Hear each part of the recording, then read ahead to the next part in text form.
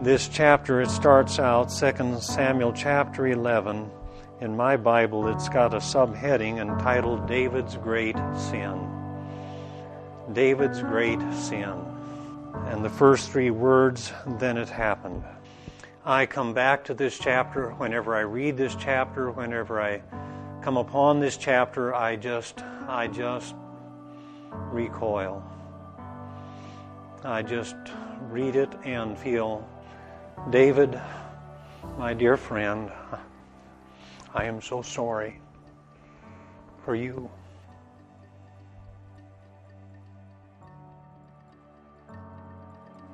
And you just think, oh God, keep us. Keep us. Men, women, older men, older women, younger women, all of us. Well, I tell you, David, he conquered a Goliath. But that enemy there was nothing compared to the one that got him. These fleshly lusts they're a bigger giant than Goliath.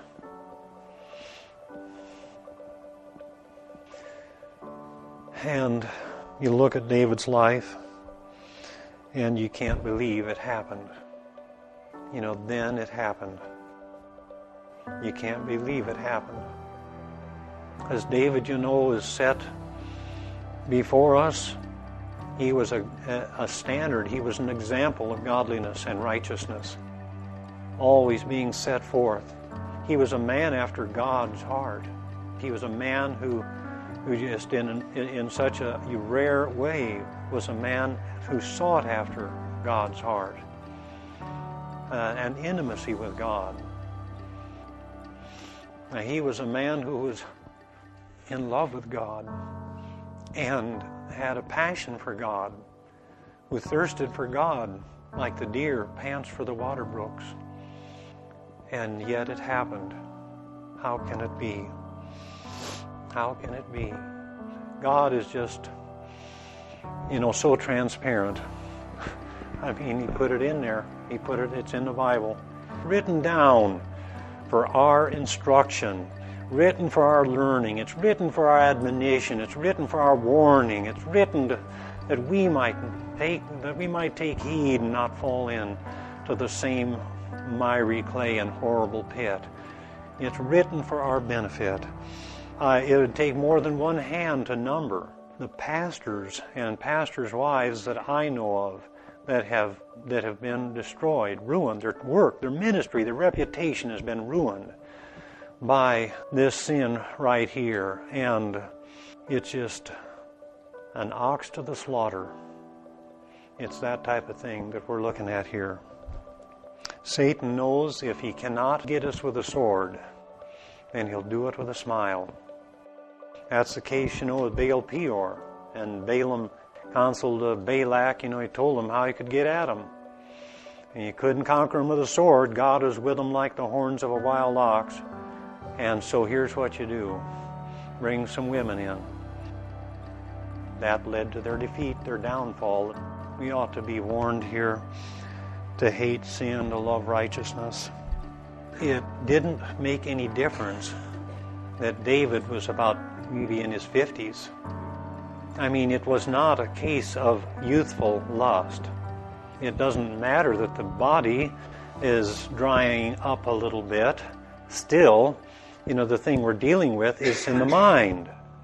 And that's where Satan's workshop is. And so, young, old, it doesn't matter, does it? It's still something that we must fight Amalek to the very end. And we either kill it or it will kill us. There is no way that we can satisfy lust. There's nothing to do it. It's out to get you. It's out to devour you. It will take you right down. There is nothing that will satisfy. It didn't matter whether he had 100 wives. It did not. Sin and lust cannot be satisfied. It refuses to be satisfied. There is only one thing that can be done with sin, and that's kill it. And it didn't matter that he'd had all these other victories. victories over Goliath. It didn't matter that he was a great warrior. He was outstanding. He was a man of repute. It didn't matter that he had slain, Saul his thousands, David his 10,000s. It didn't matter that he'd had attained that success in that area. In other words, the point here is that we are obliged before God and for our own soul to watch to the very end. To the end. He endures to the end. And he walked around on the roof of the king's house, and from the roof he saw a woman. He saw. Man fell with a look. It says she saw that the fruit was good for food. Man fell with a look, and he is saved by a look, looking to Jesus. And so here he saw a woman. The power, do we realize? I think we do. The power of the lust of the eye. I mean, how great a forest was set aflame by such a little fire. Just a look. And the look led to an inquiry, and the inquiry to an invitation, and on it down it went, resulting finally in much death. Here's where it began, a look. I mean, here's a man whose conscience was so sensitive, that he was smitten in his heart when he just snipped Saul's robe. Here his conscience was already hardened and seared, and he tries to cover it up, and the Lord sent Nathan. God uses different means, doesn't he, to come after us to recover us. I mean, in the case of Peter, it was a rooster's crow and a tender look. In the case of Job, it was just a majestic revelation. And in the case of Jonah, it was some kind of a plant. But here God sent a prophet, a man with a word for him. And Nathan, you can imagine, it was a bit of a challenge, a bit of a daunting thing for him to go and reprove this king. Finally tells him, verse 7, you are the man I'm talking about. And David was smitten and repented. Verse 13, I have sinned against the Lord. And Nathan said to David, the Lord has also taken away your sin, and you'll not die. So David was spared, and you can understand the overflow in his psalm.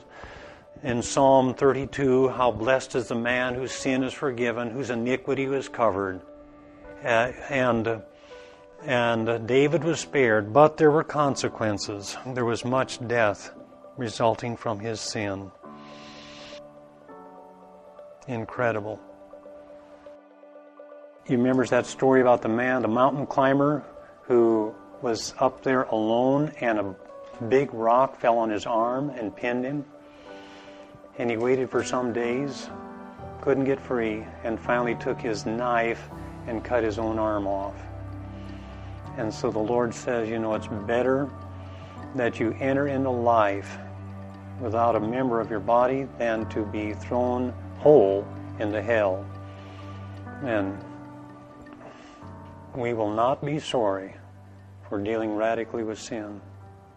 We will not be sorry for dealing radically with sin.